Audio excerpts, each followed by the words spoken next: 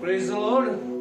एक बार फिर परमेश्वर का धन्यवाद हो आज की शाम के लिए जो उसने मुझे दी कि मैं इस चैनल यानी इस जाइन चैनल के माध्यम के द्वारा आपसे बात कर चुका हूँ, जिसके संचालक या चलाने वाले पास्टर अमित लाइन है। और मैं इनका शुक्रिया अदा करता हूँ कि उन्होंने हमें मौका दिया है ताकि हम इस चैनल जाइन के द्वारा जो यूट्यूब पे दिया जाता है आप तक परमेश्वर का प्रचार पहुंचा सके इस लॉकडाउन के पीरियड में। जबकि अगर हम और आप देखें तो इस समय एक जिससे बात करो, जिससे किसी से आप अपनी बात को शेयर करो तो वो उस चीज का ऐसा दिखाने की कोशिश कर रहा है जैसे वो एक संकट के दौर से गुजर रहा हो। हर आदमी डर के वजह से बहुत से कामों को नहीं कर रहा है कि उसको ये बीमारी ना हो जाए, ये तकलीफ ना हो जाए। लेकिन आज मैं परमेश्वर के वचन से एक बात शेयर करना चाहता हूँ थोड़े समय में, ताकि हम और आप ऐसे समय में जब संकट का दौर हम पर आप पर चल रहा है और हम अपने आप को इस संकट के दौर से होकर निकाल रहे हैं, तो ऐसे समय में परमेश्वर का वचन मुझे और आपको क्या बताता है, क्या करने की कोशिश कहता है कि हम और आप ऐसे संकट के दौर में मैं और आपको किस तरीके से इस संकट के दौर से मुझे कौन बचा सकता है या मैं कैसे बच सकता हूँ। और परमेश्वर के वचन से सिर्फ एक बात मैं शेयर करना मांगता हूँ। मैं एक आयत बाइबल से आपको पढ़ाना मांगता हूँ जो पाई जाती है भजन संहिता 120 उसकी पहली आयत में। यहाँ पर कुछ इस तरीके से लिखा हुआ, हमारा दाऊद जो परमेश्वर का सेवक है वो ऐसे संकट के समय में हमें और आपको उत्साहित करने के लिए बताता है, क्योंकि ये उसका अपना अनुभव रहा है कि जब जब वो संकट में पड़ा है, जब जब वो मुसीबतों में पड़ा है, जब जब उसको वो ऐसे दौर से होकर के गया है, जब जब इन चीजों का उसने सामना किया है, तब सिर्फ उसने किसी और पर भरोसा नहीं रखा, उसने किसी और को नहीं पुकारा। वो राजा था, वो बचपन से लेकर खुदा की सेवा करता था, उसके बहुत से और सहायक हो सकते हैं, बहुत से और से रसूख हो सकते थे, लेकिन ऐसी संकट के समय में वो सिर्फ एक चीज को मुझे और आपको और इस वचन में उत्साहित करने के लिए कहता है। वो कहता है कि क्या कहता है? अरे संकट के समय मैंने यहोवा को पुकारा। उसने ये नहीं कहा कि संकट जब मेरे ऊपर आया, जब मेरे ऊपर कोई मुसीबत आई या मैं किसी दुख की घड़ी में से हो गया या मेरे ऊपर परेशानी का दौर आया, जब मैं ऐसी अवस्था में पहुंच गया कि मुझे कोई सहारा नहीं दिखाई दिया, मुझे चारों तरफ संकट ही संकट दिखाई दे रहा था, उसने ये नहीं कहा कि मैंने अपने अच्छे दोस्त को पुकारा, उसने ये नहीं कहा कि मैंने उस रसूख वाले शख्स को पुकारा, उसने ये नहीं कहा कि मैंने किसी ऐसे राजा को पुकारा जिसकी फौज बड़ी थी, जो बहुत ताकतवर था। लेकिन उसने एक चीज बहुत अच्छी कही जो मेरे राग के लिए आशीष का कारण आज के दिन भी है। अगर ऐसा हम भी करेंगे तो हम और आप इस संकट के दौर में या उन मुसीबतों के दौर में जो हम पर अचानक से आन पड़ते हैं, हम उसमें सुरक्षित रहेंगे। दाऊद कहने लगा, संकट के समय मैंने यहोवा को पुकारा। संकट के समय में मैंने सिर्फ एक काम किया, मैंने अपने यहोवा को पुकारा, मैंने किसी और को नहीं पुकारा, मैंने और किसी और के पास दौड़ा नहीं, मैं सिर्फ अपने संकट के समय में अपने यहोवा को पुकारा और उसने मेरी सुन ली। अब बाइबल बताती है उसने कहा कि उसने मेरी सुन ली। किसने सुन ली? यहोवा ने मेरी सुन ली। आपका दोस्त जब आप संकट के समय में उसको फोन करते हैं, आपका दोस्त जो आपके ऊपर बहुत भरोसा करता है, जो दम भरता है, मुझे पुकार लेना, मुझे आजमा लेना, हर संकट के समय मैं तुम्हारे साथ खड़ा रहूंगा, वो भी उस समय गायब हो जाएगा। जब आपके ऊपर संकट देखेगा, आप उसे पुकारेंगे, आप उसे बुलाएंगे, आप उसे इन्फॉर्म करेंगे, आप उसे फोन करेंगे, वो भी आपके संकट को छोड़ करके भाग जाएगा, छोड़ जाएगा, कहेगा मेरे पास अभी समय नहीं है, या आपने किसी से कह देगा कि उनसे कह दो कि अभी हम बहुत बिजी हैं। लेकिन एक शख्स है जो हमारे रात के साथ रहता है। वो कहता, दाऊद कहता, संकट के समय मैंने यहोवा को पुकारा और उसने मेरी सुन ली। ये कितनी अच्छी बात है। दुनिया सुने ना सुने, दोस्त सुने ना सुने, अजीज सुने ना सुने, साथी सुने ना सुने, लेकिन मेरे आपके पास एक ऐसा शख्स है जिसका नाम यहोवा है। वो कहता, संकट के दिन, दाऊद कहने लगा, संकट के दिन मैंने उसको पुकारा और उसने मेरी सुन ली। क्यों सुन ली? क्यों सुन ली? क्या वजह थी?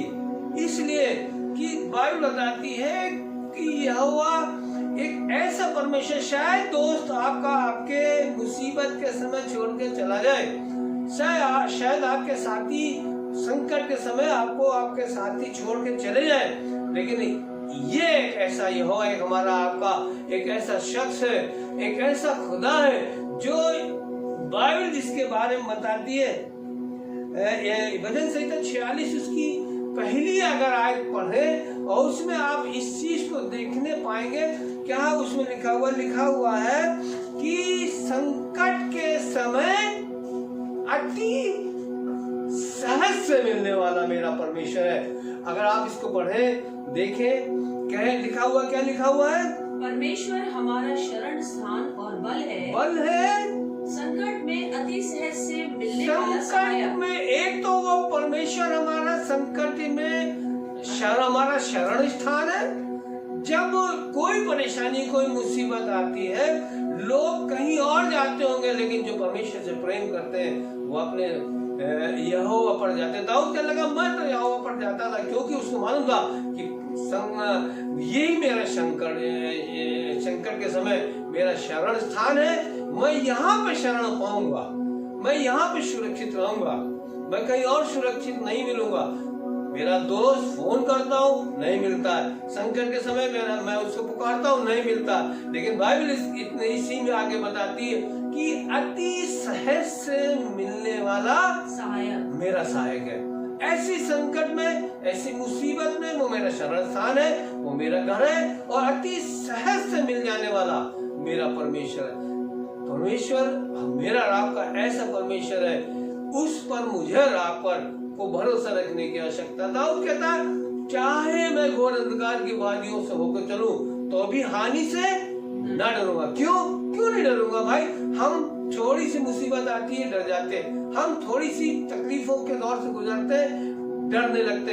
लेकिन दाऊद कहता, मैं इसलिए नहीं डरूंगा क्योंकि मुझे मालूम है मेरा खुदा मेरे साथ रहता है, मेरा परमेश्वर मेरे साथ रहता है। गोलियत को जब दाऊद ने मारा, उस समय उसकी क्या स्थिति थी? अगर देखें आप गोलियत को, तो उस समय भी दाऊद ने खुद यहोवा को पुकारा और उसने उसको धराशायी किया। इसलिए मुझे और आपको सिर्फ एक काम करने की आवश्यकता है कि मैं अपने यहोवा के नजदीकी में जाऊं, उस पर भरोसा रखें, क्योंकि वही है जो मुझे हर एक परिस्थिति में, जो संकट की घड़ी है, उसमें मुझे और आपको बचा सकता है। इसलिए मुझे और आपको परमेश्वर के नजदीकी में अपने जीवन को व्यतीत करने की आवश्यकता, इधर उधर संकट के समय जाने की आवश्यकता नहीं है। अपने यहोवा पर भरोसा रखने की आवश्यकता है। उस दाऊद की तरह कहने की आवश्यकता है कि वो मेरा शरण स्थान और मेरा घर है, मैं उसके पास जाऊंगा। क्योंकि ये बाइबल में बहुत सी बातें ऐसी लिखी है, दाऊद ने कही है, वो मुझे और आपको मानने की आवश्यकता है कि संकट के समय मुझे अपने यहोवा पर भरोसा रखने की आवश्यकता है, क्योंकि वो मेरा शरण स्थान और मेरा घर है। संकट में मेरे वही छुटकारा देगा, मुझे उस पर भरोसा है, वो मुझे सुरक्षित रखेगा और मुझे और आप दोनों को अपनी महिमा के लिए इस्तेमाल करेगा। इसलिए सारा आदर, सारी महिमा हम आज की शाम उस जीते परमेश्वर को देते हैं, जो मुझे और आपको इन संकट के दौर में जीने के लिए एक उत्साहित करता है कि संकट कैसा भी हो, अपने यहोवा पर भरोसा रखो, क्योंकि वही तुम्हारा शरण स्थान और वही घर है। परमेश्वर आप सबों को इस वचन के द्वारा आशीष दे। छोटी सी दुआ करें और परमेश्वर के नाम को महिमा दे।